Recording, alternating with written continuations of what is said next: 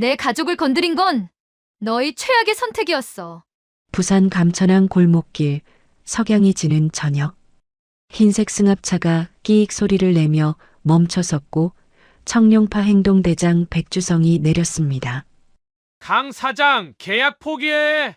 40년 건설업자 강도연이 정식 입찰이었다고 반박하자 백주성의 주먹이 도연의 광대뼈를 그대로 후려쳤습니다. 쿵! 도연은 바닥에 쓰러졌고 2명의 건달이 늑골을 발로 짓밟기 시작했죠. 바로 그때 택시에서 내리던 여성이 있었습니다. 강세은 32살 특수전단 출신. 휴직 중이던 세은은 눈앞에서 아버지가 맞는 장면을 목격했습니다. 딸이시가! 이 아버지! 바다에 수장돼도 모를 일이다!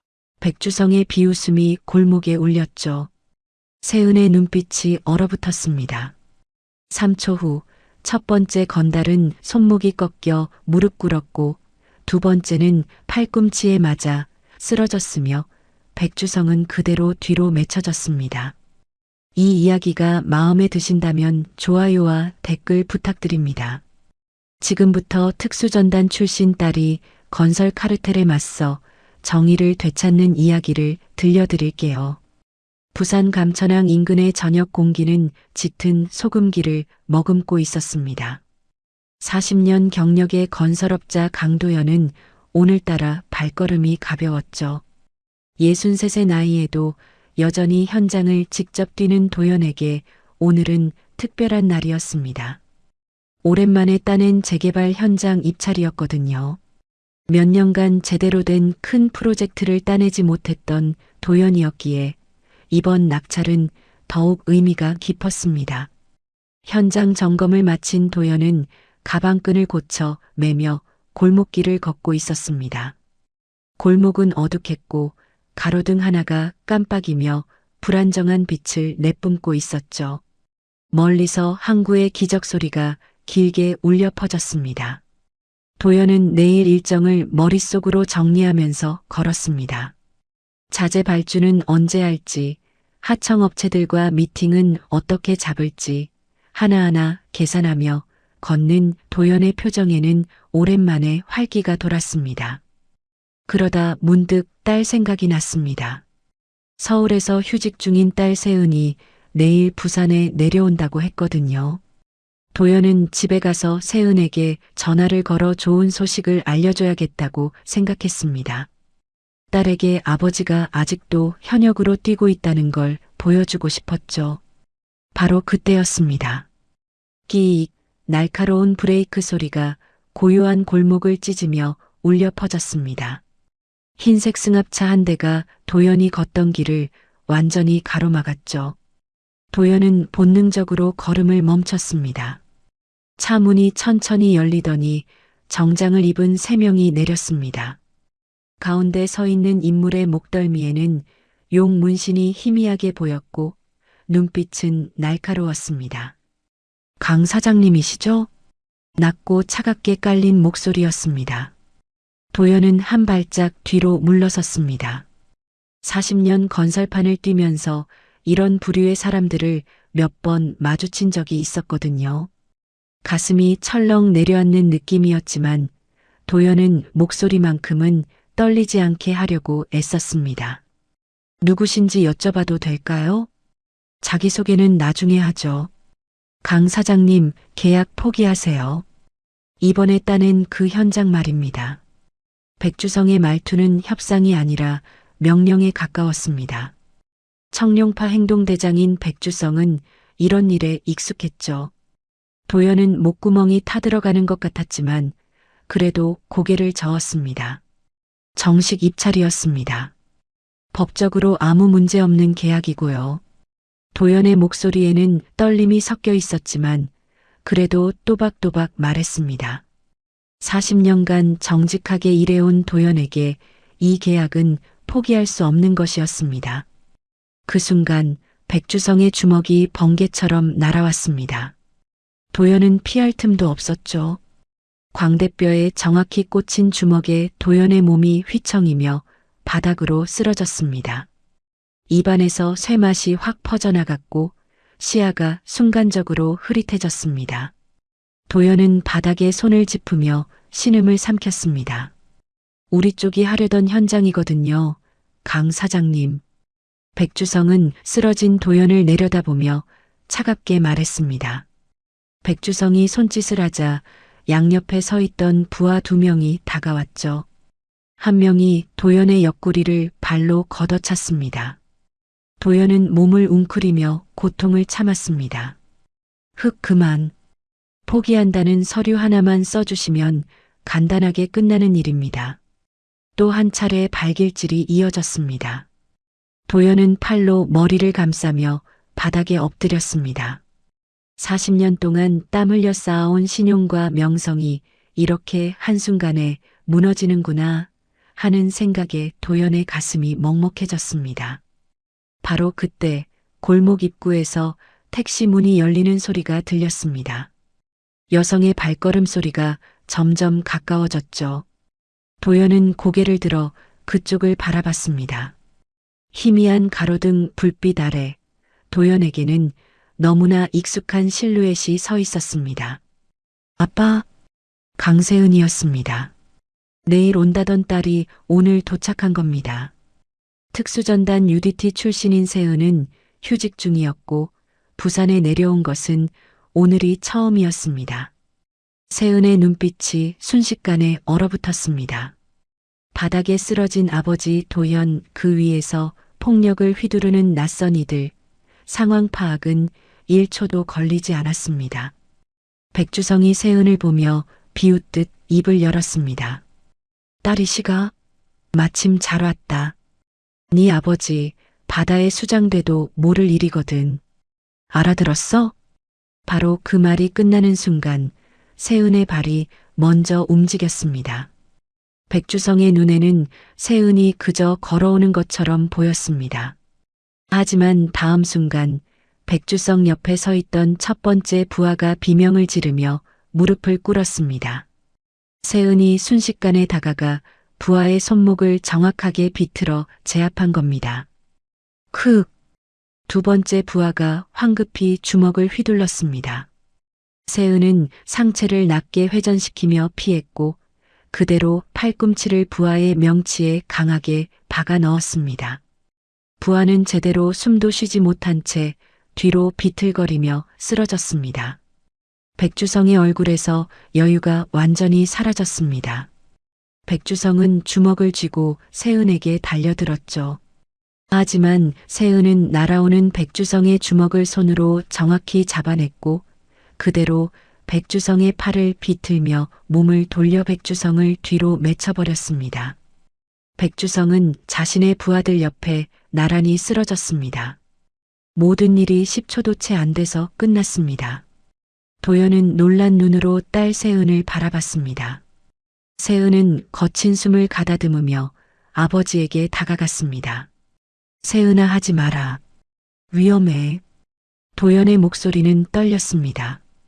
딸이 다칠까봐 두려웠죠. 하지만 세은은 조용하고 단호하게 한마디만 했습니다. 아빠, 위험한 건 저 사람들이야. 세은은 아버지 도연을 조심스럽게 일으켜 세웠습니다. 백주성은 바닥에서 일어나 비틀거리며 승합차로 향했습니다. 백주성은 차에 오르면서 도끼 어린 눈빛으로 세은을 쏘아봤습니다. 흰색 승합차는 요란한 엔진 소리를 내며 골목을 빠져나갔습니다. 도연은 딸의 어깨에 기대어 서 있었습니다. 세은의 손은 아직도 미세하게 떨리고 있었습니다. 특수전단 시절 이후 처음으로 실전에서 몸을 움직인 겁니다. 그것도 아버지를 지키기 위해서였죠. 집에 가요, 아빠. 세은의 목소리는 평온했지만 세은의 눈빛만큼은 그렇지 않았습니다. 세은은 이미 직감하고 있었습니다. 이 일은 여기서 끝나지 않을 거라는 걸요. 그날 밤 청룡파 사무실은 술과 담배 연기로 가득했습니다. 백주성은 소파에 앉아 얼굴을 찌푸리고 있었죠. 골목에서 당한 일은 백주성의 자존심을 완전히 짓밟아버린 사건이었습니다. 청룡파 행동대장이라는 직책을 맡고 있는 백주성에게 오늘 일은 치욕 그 자체였죠. 백주성 옆에는 부하인 최민식과 장태호가 조용히 서 있었습니다. 골목 입구에 달린 방범 카메라 영상 확인했냐? 백주성이 낮은 목소리로 물었습니다. 최민식이 조심스럽게 태블릿을 들고 다가왔죠. 화면에는 골목길 전체가 선명하게 담겨 있었습니다. 세은이 3명을 순식간에 제압하는 장면이 처음부터 끝까지 고스란히 녹화되어 있었습니다. 백주성은 화면을 보며 주먹을 쥐었습니다. 형님, 이 영상이 벌써 우리 조직 전체에 퍼졌습니다. 최민식의 말에 백주성의 주먹이 유리 탁자를 내리쳤습니다. 탁자 위에 놓인 술병이 덜컹거렸죠. 청룡파에서 백주성만큼 이름값을 하는 사람도 드물었는데 그런 백주성이 여자 하나한테 당했다는 소문은 조직 전체의 웃음거리가 되고 있었습니다. 백주성으로서는 절대 그냥 넘어갈 수 없는 상황이었죠. 강도연 공사장 위치가 어디라고 했지? 감천동 재개발 현장입니다, 형님. 장태호가 빠르게 대답했습니다. 백주성은 자리에서 일어나 창밖을 바라봤습니다. 부산 밤바다가 저 멀리 보였죠. 내일 새벽부터 그 공사장을 완전히 망가뜨려. 자재고 장비고 전부 다 박살내버려. 백주성의 목소리는 차갑고 단호했습니다. 최민식과 장태호는 고개를 끄덕이며 지시를 받아들였습니다. 다음 날 새벽 청룡파 조직원 6명이 공사장에 들이닥쳤습니다. 경비를 서던 야간 경비원 정만수는 이들을 막아보려 했지만 최민식에게 얼굴을 맞고 그대로 쓰러졌죠. 조직원들은 공사장 곳곳을 돌아다니며 닥치는 대로 부수기 시작했습니다. 철근을 흩어놓고 시멘트 포대를 찍고 컨테이너 사무실 유리창을 박살냈습니다. 아침이 되어 공사장에 도착한 도연은 그 광경을 보고 말을 잃었습니다. 어젯밤까지만 해도 정리되어 있던 공사장이 완전히 난장판이 되어 있었거든요. 쌓아두었던 철근은 여기저기 흩어져 있었고 시멘트 포대는 찢어져 내용물이 바닥 전체에 쏟아져 있었습니다. 컨테이너 사무실 문짝은 부서져 덜렁거리고 있었고 유리창은 산산조각 나 있었죠. 도연은 다리에 힘이 풀려 그 자리에 주저앉을 뻔했습니다. 사장님, 오랫동안 도연과 함께 일해온 장비기사 김철수가 황급히 달려왔습니다. 김철수는 도연과 15년 넘게 함께 현장을 누빈 베테랑이었죠. 김철수의 얼굴은 창백했습니다. 새벽 4시쯤에 차 4대가 들이닥쳤습니다. 정만수 씨가 말리려다가 얼굴을 얻어맞았어요. 도연은 고개를 떨구었습니다. 예상했던 일이기는 했지만 막상 현실로 닥치니 도연의 온몸에서 힘이 빠져나갔습니다.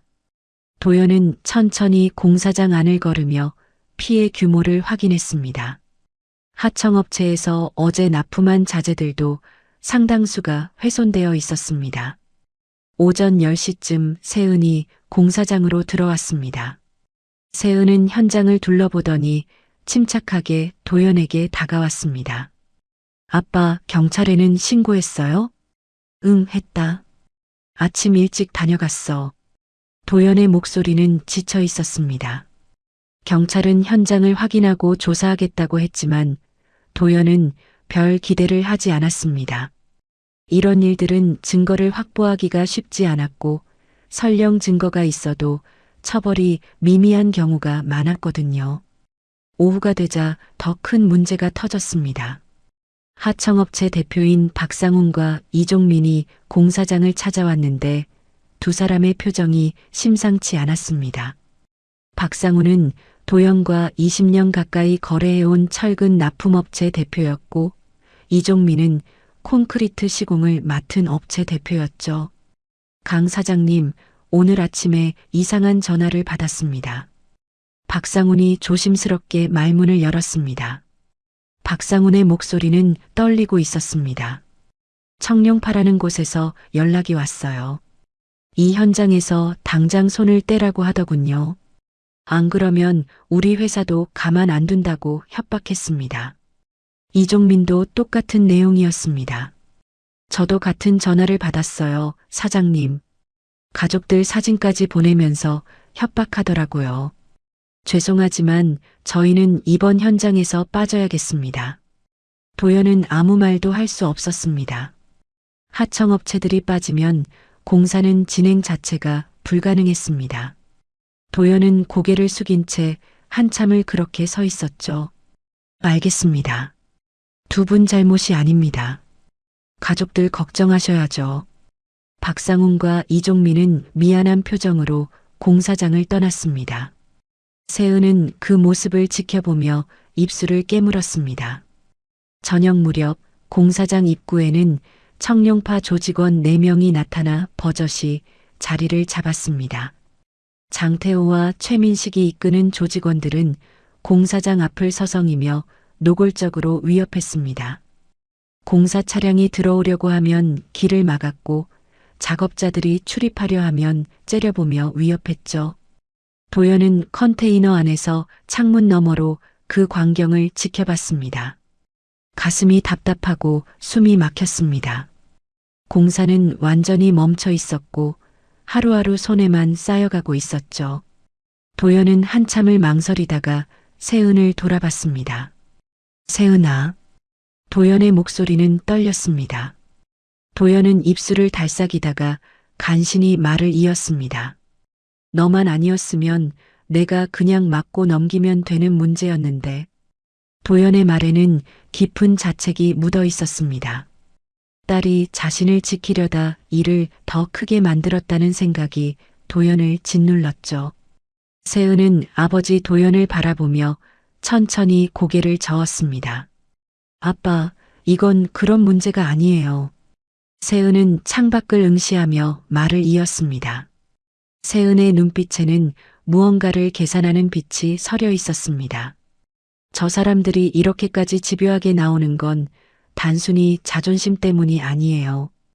분명 더 큰 이유가 있습니다.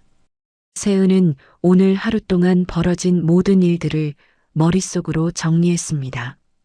새벽에 조직적으로 이루어진 자재 훼손, 하청업체들에게 동시다발적으로 걸려온 협박 전화, 공사장 입구를 완전히 봉쇄하고 있는 조직원들. 이 모든 것이 계획적이고 체계적이었습니다. 세은은 특수전단에서 적의 작전 패턴을 분석하는 훈련을 수없이 받았고 지금 상황이 단순한 보복이 아니라는 걸 본능적으로 알아챘습니다. 밤이 깊어갔습니다. 도연은 지친 몸을 이끌고 집으로 돌아갔지만 세은은 컨테이너에 남아 노트북을 펼쳤습니다. 세은은 특수전단 시절 배운 정보 수집과 분석 기법을 총동원하기로 마음먹었죠. 이 싸움의 본질을 파악하지 않으면 절대 이길 수 없다는 걸 세은은 알고 있었습니다. 아침 8시 도연은 공사장 컨테이너 안에서 흩어진 서류들을 정리하고 있었습니다. 어젯밤 청룡파가 난장판을 만들고 간 흔적이 여전히 생생했죠. 찢어진 공사 일정표가 바닥에 널려 있었고 뒤집힌 캐비닛에서 쏟아진 파일들이 사방에 흩어져 있었습니다. 도연은 깊은 한숨을 쉬며 하나씩 주워 담기 시작했지만 마음만은 더욱 무거워졌어요. 세은이 문을 열고 들어왔습니다. 세은의 손에는 노트북 가방이 들려 있었고 얼굴에는 밤새 잠을 제대로 자지 못한 흔적이 역력했죠. 하지만 세은의 눈빛만큼은 또렷했습니다. 아빠, 입찰 서류 좀 보여주세요. 도연은 고개를 들어 세은을 바라봤어요. 왜 그러냐? 무슨 일인데? 제가 확인해야 할 게 있어요.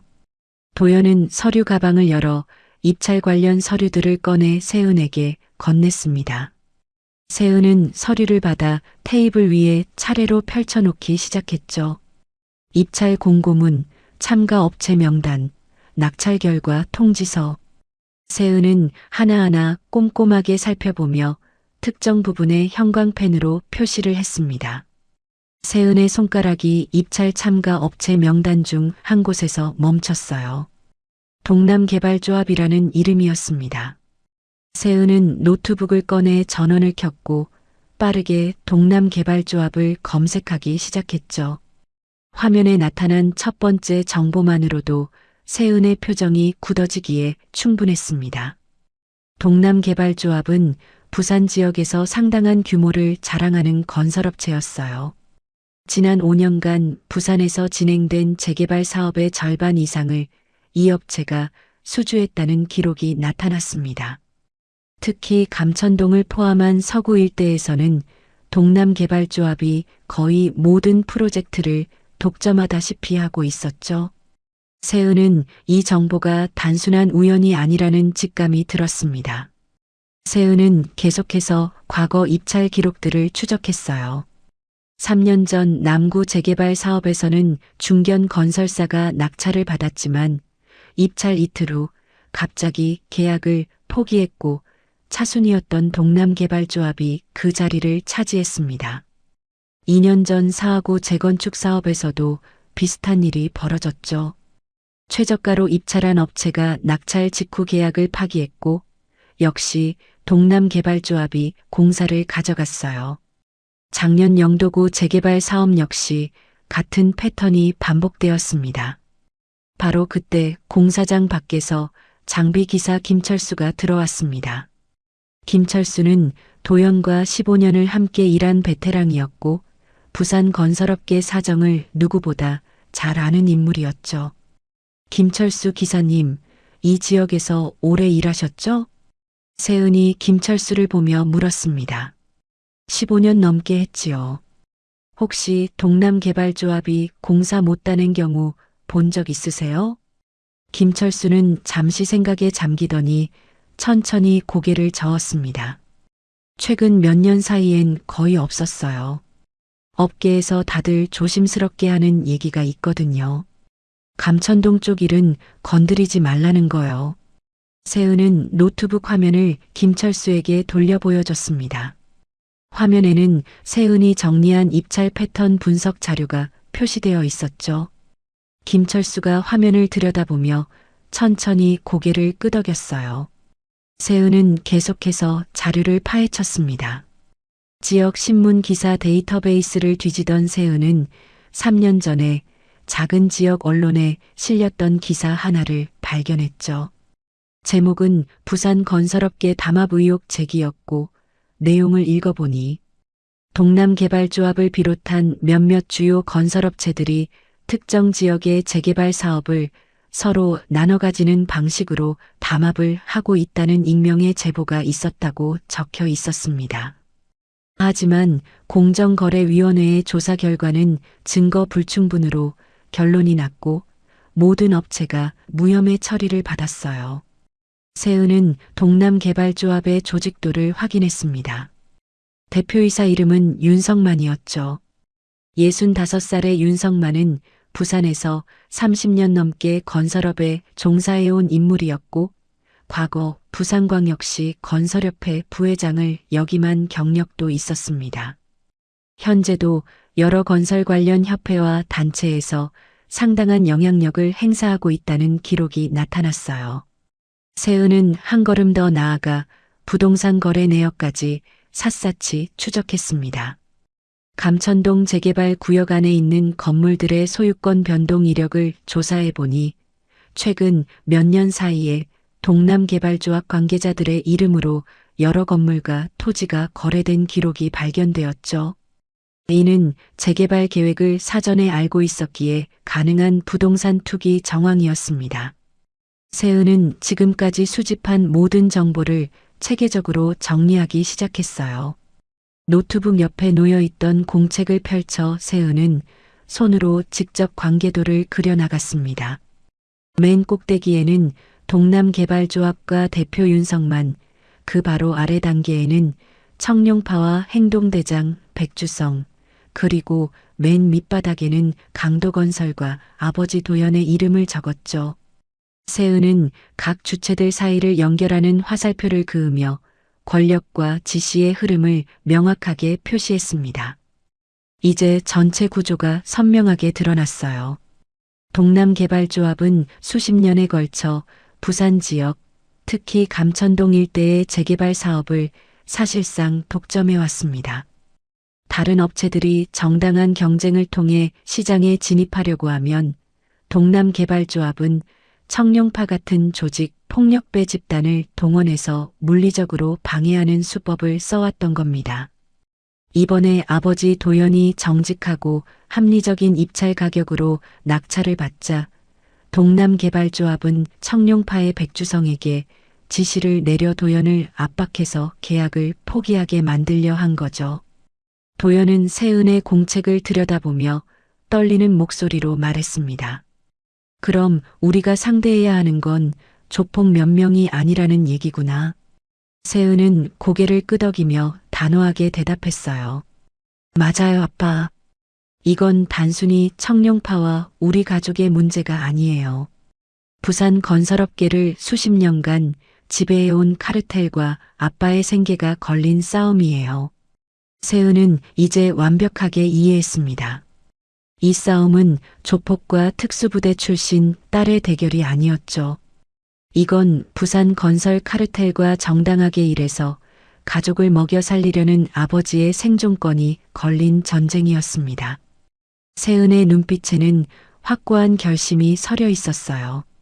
밤 11시 공사장은 깊은 어둠에 잠겨 있었습니다.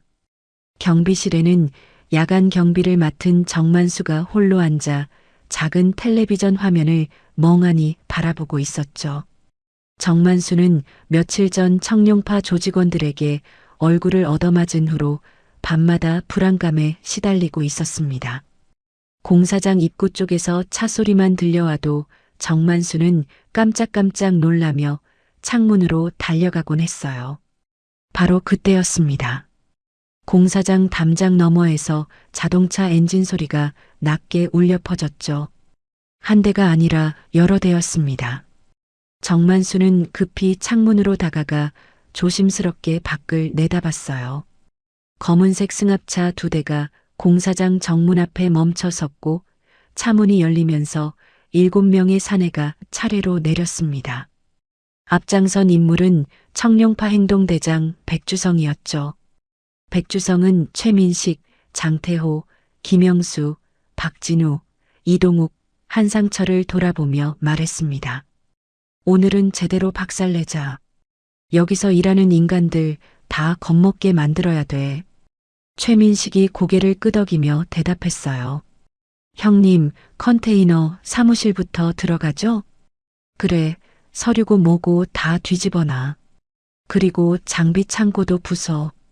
정만수는 급히 휴대전화를 꺼내 도연에게 전화를 걸었지만 전화는 계속 연결되지 않았습니다.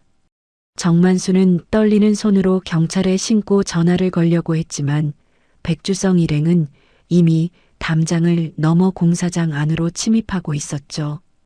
경비 아저씨, 오늘은 그냥 경비실에만 계세요. 우리 일 끝나면 갈 테니까. 백주성이 경비실을 향해 큰 소리로 외쳤습니다. 정만수는 서둘러 경비실 문을 잠그고 구석 의자에 웅크리고 앉았어요. 하지만 백주성과 부하들은 전혀 몰랐습니다. 컨테이너 뒤편 깊은 어둠 속에 세은이 숨을 죽이고 앉아서 이들의 모든 움직임을 예의주시하고 있다는 사실을요. 세은은 오후 6시부터 공사장에 남아 있었죠. 청룡파가 반드시 다시 찾아올 거라는 확신이 있었거든요. 세은은 검은색 긴팔 티셔츠와 검은색 바지를 입고 컨테이너 뒤편 그림자 속에 완벽하게 몸을 숨긴 채 조용히 호흡을 가다듬으며 기다리고 있었습니다. 최민식이 큰 소리로 욕설을 내뱉으며 컨테이너 사무실 문을 발로 세게 걷어찼어요. 문 열어. 문이 요란한 굉음을 내며 활짝 열렸습니다. 최민식, 장태호, 김영수, 박진우, 이동욱, 한상철 6명이 우르르 안으로 들어가기 시작했죠. 백주성은 밖에 서서 담배를 꺼내 물고 라이터로 불을 붙이며 여유롭게 지켜보고 있었습니다. 컨테이너 안에서 장태호가 소리쳤어요. 서류들 다 찢어버려. 김영수가 책상을 발로 차며 대답했습니다. 캐비닛도 넘어뜨립니다. 최민식이 책상 위에 놓인 서류들을 마구 집어던졌고 장태호는 캐비닛을 발로 차서 넘어뜨렸죠. 김영수와 박진우는 의자를 들어 창문에 내던졌고 이동욱과 한상철은 벽에 걸린 공사 일정표를 찢어버렸습니다. 백주성의 목적은 명확했어요. 공사장을 완전히 엉망으로 만들어서 작업자들이 겁을 먹고 일을 포기하게 만드는 것이었습니다. 세은은 조용히 움직이기 시작했어요. 컨테이너 옆쪽에 설치되어 있는 고출력 작업등 스위치 쪽으로 소리 없이 다가갔죠. 세은은 특수전단 시절 수없이 반복했던 야간 침투 작전 훈련을 떠올렸습니다. 어둠은 언제나 세은의 가장 좋은 친구였고 빛은 적을 무력화시키는 강력한 무기가 될 수 있었어요. 세은은 장비 창고 문을 조심스럽게 열고 안으로 살며시 들어갔습니다. 창고 구석에는 공사장에서 사용하는 알루미늄 안전바 여러 개가 세워져 있었죠. 세은은 그 중 하나를 집어들고 손으로 무게와 균형을 확인했습니다. 가볍지만 튼튼한 재질이었고 길이도 적당했어요. 컨테이너 안에서 최민식을 비롯한 6명이 난장판을 만들고는 하나둘씩 밖으로 나오기 시작했습니다. 최민식이 가장 먼저 나왔고 뒤이어 장태호, 김영수, 박진우, 이동욱, 한상철이 차례대로 밖으로 걸어 나왔죠. 최민식이 주변을 둘러보며 장비 창고를 가리켰습니다. 저기 창고도 부수자. 장비들 다 망가뜨리면 공사 못해. 장태호가 웃으며 대답했어요. 좋은 생각이네. 가자. 바로 그 순간 세은이 작업등 스위치를 단숨에 올렸습니다. 컨테이너 주변 6곳에 설치된 고출력 작업등이 동시에 환하게 켜지면서 어두웠던 공사장이 순식간에 한낮처럼 밝아졌죠. 갑작스럽게 쏟아진 강렬한 빛에 최민식, 장태호, 김영수, 박진우, 이동욱, 한상철은 모두 눈을 가리며 비틀거렸습니다. 아, 눈부셔. 뭐야 이게. 최민식이 고함을 질렀어요. 김영수가 당황하며 소리쳤습니다. 누가 불 켠 거야? 6명 모두 눈이 부셔서 제대로 앞을 볼 수 없었어요. 바로 그 찰나의 순간에 세은이 빠르게 움직였습니다. 역광을 정확히 등진 세은의 실루엣은 6명에게 검은 그림자처럼만 보였죠. 세은은 가장 가까이 있던 한상철에게 조용히 다가가 안전바로 정확하게 무릎 뒤쪽을 강하게 쳤습니다. 한상철은 비명조차 제대로 지르지 못하고 앞으로 고꾸라졌어요. 이동욱이 주먹을 휘두르며 달려들었지만 세은은 안전바로 이동욱의 팔을 막아내고 재빠르게 반대편 손으로 명치를 정확히 찔렀죠. 이동욱은 숨이 막혀 그 자리에서 무릎을 꿇었습니다. 박진우가 소리쳤어요. 야, 저 여자다. 저번에 형님 때린. 김영수가 대답했습니다. 같이 덤벼. 박진우와 김영수가 양쪽에서 동시에 세은을 향해 달려들었어요. 세은은 낮은 자세로 재빨리 몸을 숙여 두 사람 사이를 순식간에 빠져나갔고 몸을 돌리며 안전바를 정확하게 휘둘러 박진우와 김영수의 종아리를 동시에 쳤습니다. 두 사람은 균형을 완전히 잃고 서로 부딪히며 바닥에 넘어졌죠. 장태호가 큰 소리로 고함을 질렀습니다. 이 여자 제대로 혼내줘야겠어. 장태호는 청룡파 안에서도 주먹이 세기로 유명한 인물이었어요. 하지만 세은은 전혀 당황하지 않았습니다. 장태호의 주먹이 세은의 얼굴을 향해 날아오자 세은은 상체를 재빨리 옆으로 틀며 피했고 안전바로 장태호의 옆구리를 강하게 찔렀죠. 장태호는 고통스러운 신음을 토하며 옆으로 쓰러졌습니다. 최민식 혼자만 남았어요. 최민식은 주변을 둘러보며 뒤로 물러났지만 세은은 이미 최민식 앞에 서 있었습니다. 너 누구야 도대체? 최민식이 떨리는 목소리로 물었죠. 세은은 대답 대신 최민식의 손목을 정확히 잡고 비틀었습니다. 최민식은 손목이 꺾이는 고통에 비명을 지르며 바닥에 무릎을 꿇었어요. 모든 상황이 30초도 채 걸리지 않았습니다. 최민식, 장태호, 김영수, 박진우, 이동욱, 한상철 6명 전원이 공사장 바닥에 쓰러져 신음하고 있었고 세훈은 그 한가운데 서서 안전바를 든 채 침착하게 숨을 고르고 있었죠. 백주성은 그 모든 광경을 멍하니 지켜보고 있었습니다. 백주성은 입에 물고 있던 담배를 그대로 떨어뜨렸고 발로 급하게 밟으며 뒤로 물러났어요. 세은이 천천히 백주성을 향해 걸어오자 백주성은 완전히 공포에 질린 표정으로 승합차를 향해 필사적으로 뛰었습니다. 이 여자는 진짜 뭐고? 백주성은 떨리는 목소리로 중얼거리며 황급히 승합차 운전석에 올라탔죠. 백주성은 시동을 걸고 급하게 후진했고 차 바퀴가 헛돌며 흙먼지를 크게 일으켰습니다. 승합차는 요란한 소리를 내며 공사장을 빠져나갔어요. 세은은 안전바를 장비 창고에 돌려놓고 경비실로 걸어갔습니다. 정만수가 조심스럽게 문을 열고 밖을 내다봤죠. 세은 씨 괜찮으세요? 네, 괜찮습니다. 경찰 신고해 주세요. 세은의 목소리는 평온했지만 눈빛만큼은 여전히 날카로웠습니다. 공사장 급습 사건 이후 사흘이 지났습니다. 청룡파 조직원 6명은 경찰에 연행되었지만 이틀 만에 모두 풀려났죠.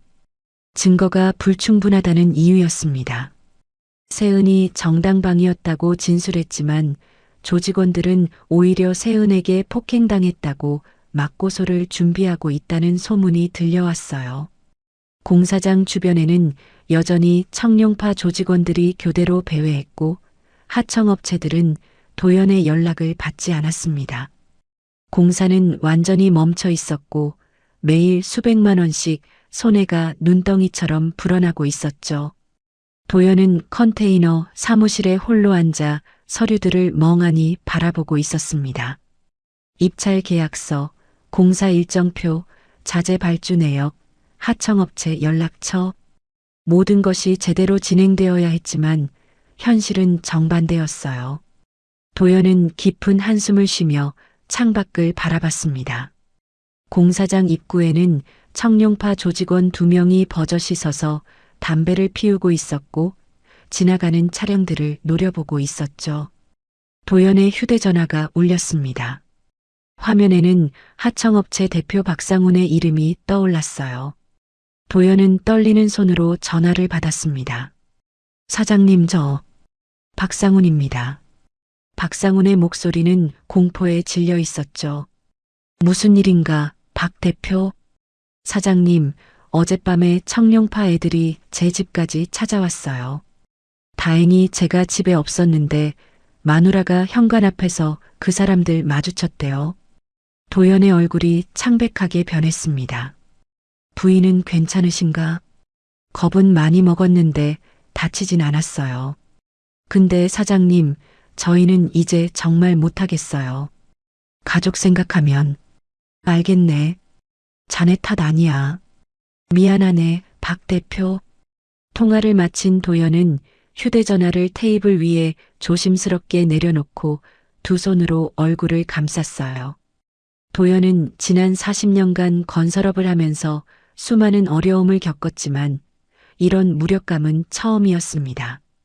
세은이 문을 열고 들어왔죠. 세은의 손에는 편의점 봉지가 들려 있었고 그 안에는 김밥과 음료수가 담겨 있었습니다. 세은은 아버지 도연의 모습을 보고 무언가 심각한 일이 벌어졌다는 걸 직감했어요. 아빠, 점심 드세요. 세은은 김밥을 테이블 위에 조용히 놓으며 아버지 옆에 앉았습니다. 도연은 한참을 말없이 앉아 있다가 천천히 고개를 들어 세은을 바라봤죠. 도연의 눈에는 깊은 피로와 절망이 가득했습니다. 도연은 입술을 떼었다 붙이기를 반복하다가 마침내 떨리는 목소리로 말을 꺼냈어요. 세은아, 그만하자. 세은은 아버지를 바라보며 조용히 기다렸습니다. 공사, 포기하마. 너 다칠까봐. 도저히 못 버티겠다. 도연의 말에 세은은 깜짝 놀라 아버지를 똑바로 쳐다봤죠. 세은은 아버지가 힘들어하는 걸 알고 있었지만 공사 포기라는 말을 직접 들을 줄은 몰랐습니다. 도연은 창밖을 보며 계속 말을 이었어요. 방금 박상훈 대표한테 전화 왔어. 청룡파 놈들이 집까지 찾아갔다더라. 이제 하청업체 가족들까지 위협하는 판인데 내가 어떻게 계속하겠냐.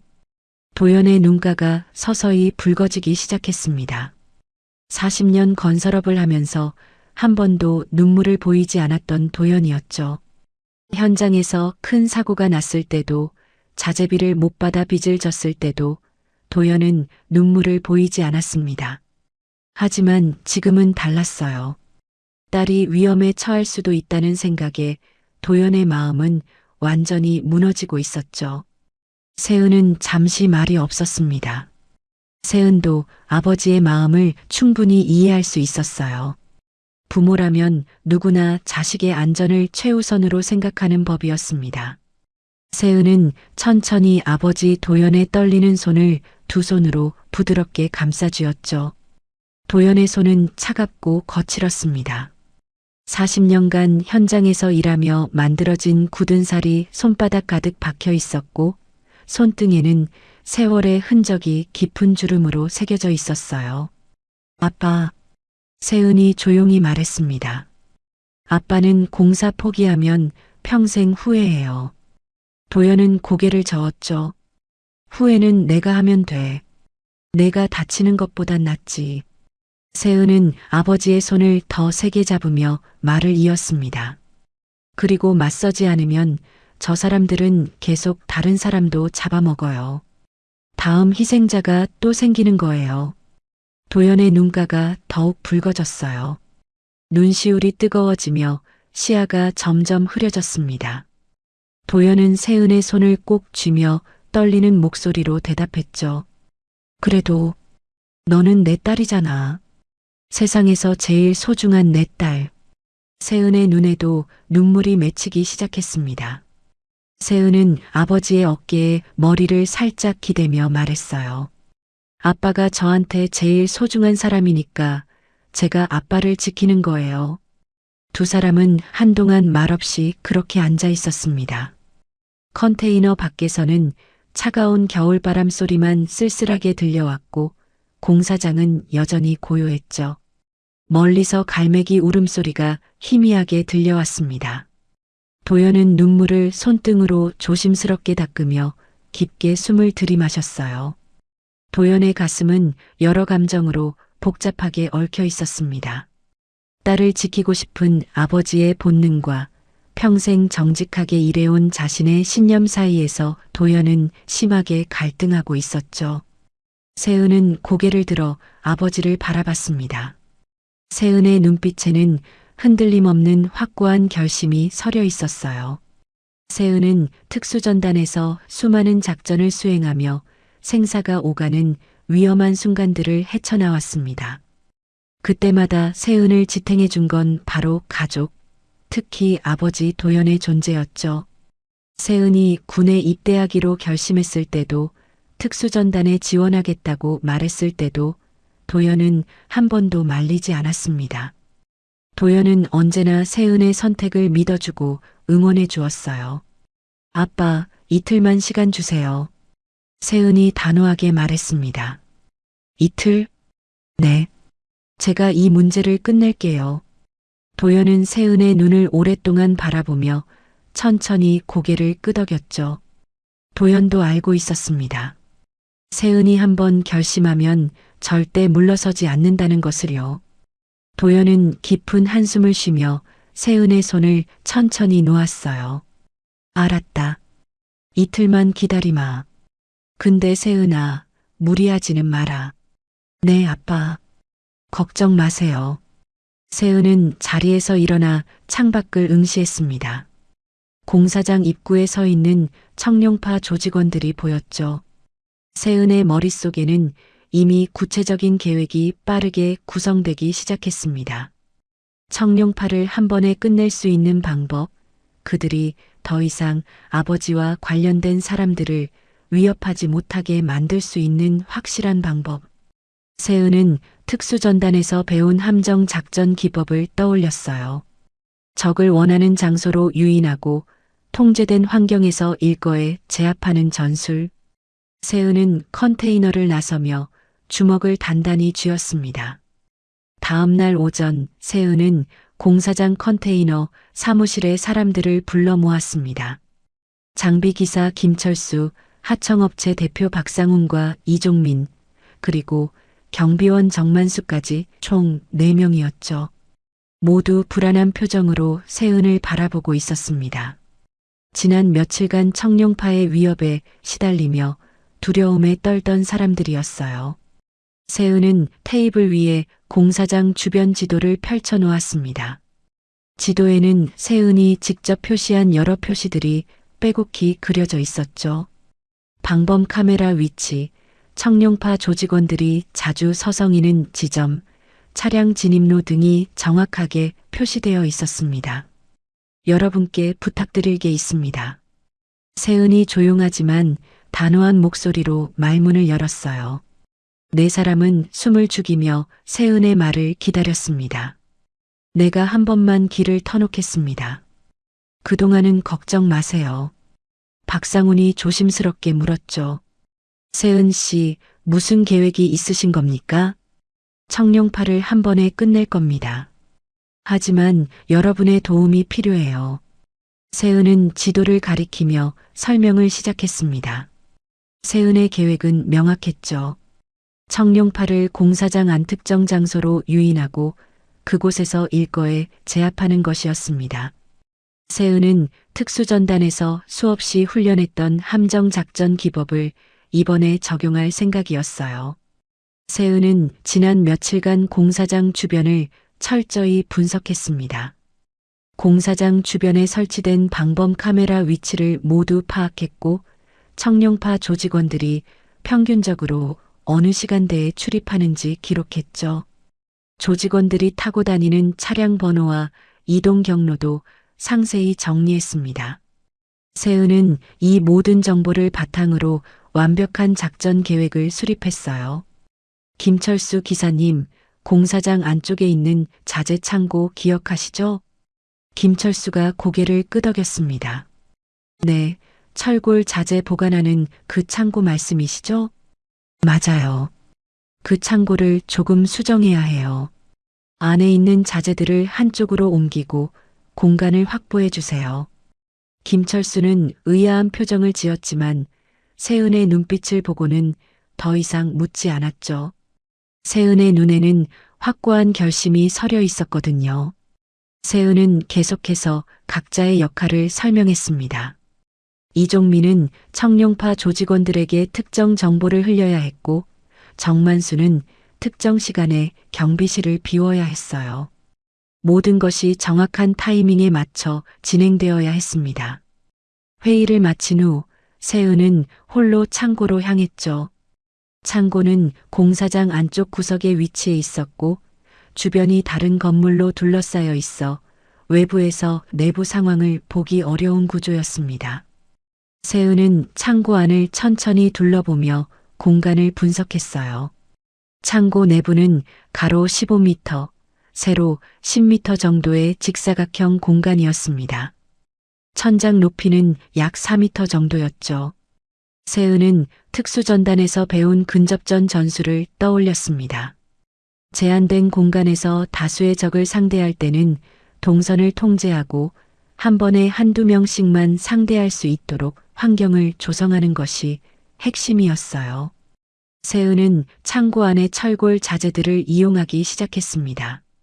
자재들을 특정 위치에 배치해서 좁은 통로를 만들었죠. 이 통로를 통과하면 한 번에 한 명씩만 지나갈 수 있었습니다. 세은은 또한 강목과 안전바 같은 도구들을 전략적 위치에 숨겨두었어요. 조명의 각도도 조절해서 특정 지점에서는 역광이 생기도록 설정했습니다. 오후가 되자 세은은 가장 중요한 단계를 실행에 옮겼죠. 청룡파에게 거짓 정보를 흘리는 것이었습니다. 세은은 이종민에게 부탁했어요. 이종민이 청룡파 조직원 한 명에게 우연을 가장해 정보를 전달하는 것이었습니다. 이종민은 떨리는 마음으로 공사장 입구 근처 식당으로 갔어요. 그곳에는 청룡파 조직원 한상철이 혼자 식사를 하고 있었습니다. 이종민은 한상철 옆 테이블에 앉아 일부러 큰 소리로 전화 통화를 시작했죠. 그래, 강 사장님이 내일 저녁 8시에 창고에서 사과하신다고 하시더라고. 혼자 나오신대. 청룡파 사람들한테 직접 사과하고 공사 포기하신다잖아. 한상철의 귀가 쫑긋했습니다. 이종민은 계속 전화 통화를 이어갔어요. 응, 창고라니까. 공사장 안쪽에 있는 자재 창고. 거기서 혼자 기다리신대. 이종민은 통화를 마치고 자리를 떴죠. 한상철은 급히 휴대전화를 꺼내 백주성에게 전화를 걸었습니다. 세은의 계획대로 정보가 청룡파에 전달된 것이었어요. 그날 밤 청룡파 사무실에서는 회의가 열렸습니다. 백주성은 부하들을 모아놓고 말했죠. 내일 저녁에 강도연이 혼자 나온다더라. 사과하고 공사 포기한다고. 최민식이 의심스러운 표정으로 물었어요. 형님, 함정 아닐까요? 백주성은 비웃으며 대답했습니다. 저번에 6명이 당한 게 창피해서 그러는 거겠지.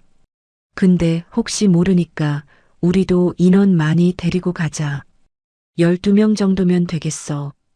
다음 날 세은은 창고에서 마지막 점검을 하고 있었어요. 모든 준비가 완료되었습니다. 자재들은 정확한 위치에 배치되었고 무기로 사용할 도구들도 숨겨두었죠. 조명도 세은이 원하는 대로 조절되어 있었습니다. 세은은 창고 안을 천천히 걸으며 동선을 머릿속으로 그렸어요. 청룡파 조직원들이 들어오면 어떤 순서로 움직일지, 어느 위치에서 제압할지 모든 시나리오가 세은의 머릿속에서 완성되어 있었습니다. 특수전단에서 수백 번 반복 훈련했던 근접전 기술들이 세은의 몸에 각인되어 있었죠. 저녁 7시 세은은 창고 안으로 들어갔습니다. 세은은 검은색 옷을 입고 장갑을 끼었어요. 세은의 심장은 차분하게 뛰고 있었고 호흡은 규칙적이었습니다. 긴장은 되었지만 두렵지는 않았죠. 세은은 이미 수없이 이런 상황을 훈련해 왔고 준비는 완벽했습니다. 저녁 8시 공사장 밖에서 차량 소리가 들려왔어요. 세은은 창고 안그림자 속에 몸을 숨기고 조용히 기다렸습니다. 청룡파가 온 것이었죠. 세은의 함정 작전이 이제 시작될 것입니다. 저녁 8시 공사장 정문 앞에 검은색 승합차 3대가 줄지어 멈춰 섰습니다. 차문이 열리면서 청룡파 조직원 12명이 우르르 내렸죠. 백주성이 선두에 서서 공사장 안을 노려보며 부하들에게 지시를 내렸습니다. 최민식, 장태호, 김영수, 박진우, 이동욱, 한상철, 그리고 5명의 조직원들이 백주성 뒤에 일렬로 섰어요. 오늘은 끝을 봐야 한다. 강도연이 무릎 꿇고 빌게 만들어야 돼. 백주성의 목소리에는 분노가 가득했습니다. 지난번 세은에게 당한 치욕을 씻어내려는 복수심이 불타오르고 있었죠. 12명은 공사장 안으로 조용히 침투했습니다. 어둠 속에서 창고 건물의 윤곽이 희미하게 보였어요. 창고 문 앞에 도착한 백주성은 손짓으로 부하들을 좌우로 배치했습니다. 최민식과 장태호가 문 양쪽에 섰고 나머지 조직원들은 뒤에서 대기했죠. 백주성이 천천히 창고 문을 밀어 열었습니다. 문이 삐걱거리는 소리를 내며 천천히 열렸어요. 창고 안은 어두웠지만 천장에 달린 작은 조명 하나가 희미하게 켜져 있었습니다. 백주성과 조직원들이 하나씩 창고 안으로 들어섰죠. 마지막 조직원이 들어서자 갑자기 뒤에서 문이 쿵 소리를 내며 닫혔습니다. 뭐야? 최민식이 소리쳤어요. 조직원들이 문으로 달려갔지만 문은 바깥에서 잠겨 있었습니다. 바로 그 순간 창고 천장의 조명들이 일제히 환하게 켜졌죠. 강렬한 빛에 조직원들은 눈을 가리며 비틀거렸습니다. 세은이 창고 안쪽에서 모습을 드러냈어요. 세은은 검은색 옷을 입고 있었고 손에는 알루미늄 안전바를 들고 있었습니다. 세은의 눈빛은 차갑고 날카로웠죠. 다들 오셨네요. 세은이 조용히 말했습니다. 백주성은 세은을 보자마자 얼굴이 굳어졌어요. 이 여자가 왜 여기 있어? 아빠 대신 제가 나왔어요. 세은은 안전바를 단단히 쥐며 천천히 걸어왔습니다. 창고 안은 세은이 미리 설계해둔 대로 철골 자재들이 미로처럼 배치되어 있었어요. 좁은 통로들이 여러 갈래로 나뉘어 있었고 한 번에 두세 명만 지나갈 수 있는 구조였습니다. 다 같이 덤벼. 백주성이 고함을 질렀습니다. 최민식, 장태호, 김영수, 박진우가 앞장서서 세은을 향해 달려들었죠.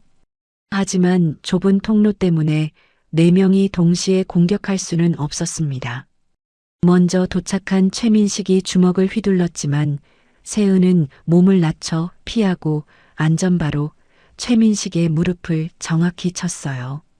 최민식은 비명을 지르며 바닥에 쓰러졌습니다. 장태호가 뒤따라 달려들었지만 세은은 쓰러진 최민식을 발판 삼아 높이 뛰어올라 장태호의 얼굴을 발로 찼죠. 장태호는 뒤로 휘청거리며 뒤에 있던 김영수와 부딪혔습니다. 두 사람이 엉켜 넘어지는 순간 세은은 재빠르게 안전바를 휘둘러 박진우의 손목을 쳤어요.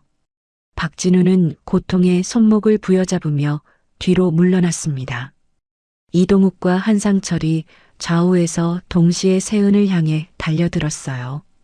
세은은 창고 벽을 등지고 서서 두 사람의 움직임을 주시했습니다. 이동욱의 주먹이 먼저 날아왔고 세은은 상체를 틀어 피한 후 이동욱의 팔을 잡아 한상철 쪽으로 밀어냈죠. 두 사람이 부딪히는 순간 세은은 안전바로 두 사람의 다리를 동시에 쓸어버렸습니다. 이동욱과 한상철은 바닥에 나란히 쓰러졌어요. 남은 5명의 조직원들은 강목을 집어들고 세은을 포위했습니다. 세은은 침착하게 주변을 둘러봤어요. 창고 구석에 미리 숨겨둔 또 다른 안전바와 강목이 보였습니다. 세은은 재빠르게 움직여 강목 하나를 집어들었죠. 5명이 동시에 덤벼들었습니다. 세은은 철골 자재 사이를 빠르게 이동하며 조직원들을 분산시켰어요. 첫 번째 조직원이 강목을 휘두르자 세은은 안전바로 막아낸 후 반대 손의 강목으로 조직원의 옆구리를 찔렀습니다. 조직원은 신음을 토하며 쓰러졌죠. 두 번째와 세 번째 조직원이 양쪽에서 동시에 공격했어요. 세은은 낮은 자세로 몸을 숙여 두 사람의 강목이 허공을 가르게 만들었고 순식간에 일어서며 안전바로 한 명의 턱을 강목으로 다른 한 명의 배를 정확히 쳤습니다. 두 조직원은 거의 동시에 바닥에 쓰러졌어요. 네 번째 조직원이 세은의 등 뒤에서 몰래 다가왔지만 세은은 이미 알아챘습니다. 세은은 뒤돌아보지도 않고 뒤로 강목을 찔러 조직원의 명치를 정확히 맞췄죠. 조직원은 숨이 막혀 무릎을 꿇었습니다. 마지막 조직원은 완전히 겁에 질려 뒤로 물러섰어요. 세은은 천천히 그 조직원에게 다가가 안전바로 다리를 가볍게 쳤습니다. 조직원은 균형을 잃고 옆으로 쓰러졌죠. 이제 서 있는 사람은 백주성 뿐이었습니다. 백주성은 창고 구석으로 계속 물러나며 떨고 있었어요. 백주성의 등이 벽에 닿았고 더 이상 물러날 곳이 없었습니다. 우리가 잘못했어. 제발.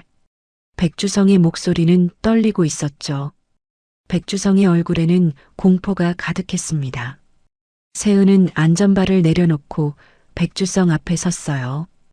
공사방해, 폭행, 조직적 공갈. 이제부터는 법대로 하자.